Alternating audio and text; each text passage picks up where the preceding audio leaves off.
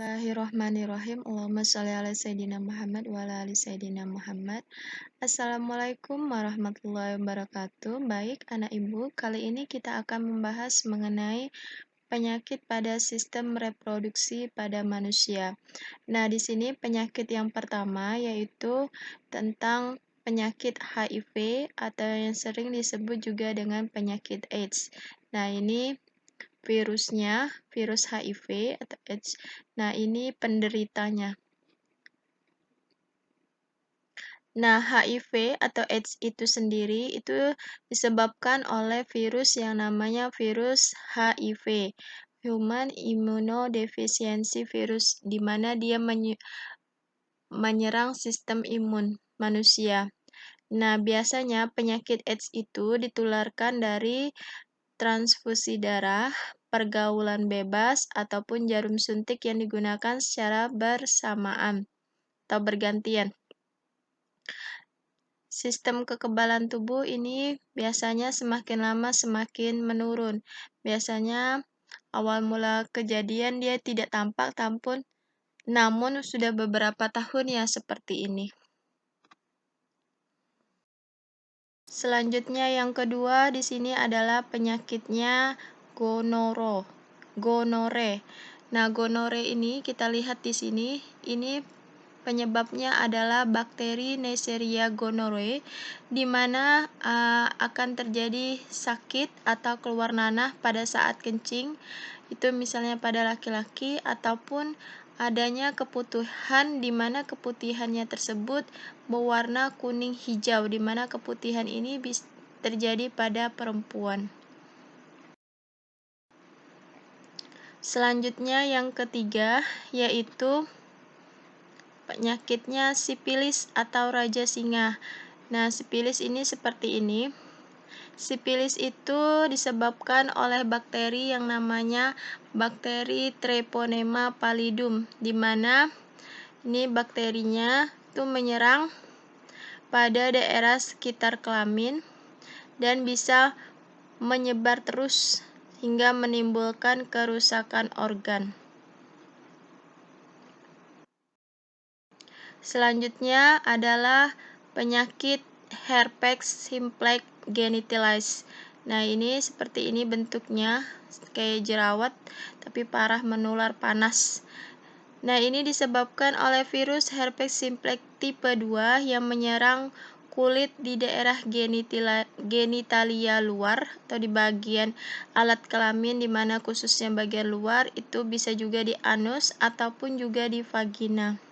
Biasanya gejalanya dari herpes simplex itu gatal-gatal, terus pedih, dan juga kemerahan pada kulit daerah kelamin.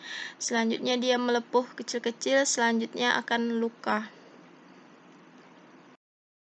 Oke, selanjutnya di sini ada penyakit keputihan. Nah, ini penyebabnya adalah jamur Candida albicans. Biasanya keputihan ini dialami oleh para perempuan, di mana cairan berwarna putih kekuning-kuningan atau putih keabu-abuan pada bagian vagina. Ini disebabkan oleh kurangnya menjaga kebersihan pada bagian vagina dan sekitarnya. Oleh karena itu, apabila kita habis buang air, itu lebih baik kita mencuci dan selanjutnya dikeringkan. Selanjutnya di sini ada penyakit epididymitis. Nah, untuk penyakit epididymitis itu terjadi hanya pada laki-laki, di mana pada saluran epididymis yang disebabkan oleh infeksi atau terkena penyakit menular seksual. Nah, di sini biasanya akan terjadi pembengkakan pada salah satu testis. Nah, agar itu tidak terjadi semuanya penyakit menular seksual atau penyakit pada sistem reproduksi, maka diperlulah upaya pencegahan. Yang pertama adalah menjaga kebersihan organ reproduksi. Nah, sehabis buang air kecil ataupun buang air besar, hendaklah mencuci dengan bersih lebih baik menggunakan sabun, dan selanjutnya dikeringkan dengan menggunakan handuk ataupun tisu. Terus yang kedua adalah menggunakan celana dalam yang berbahan katun, karena bahan katun ini mudah menyerap keringat dan tidak panas.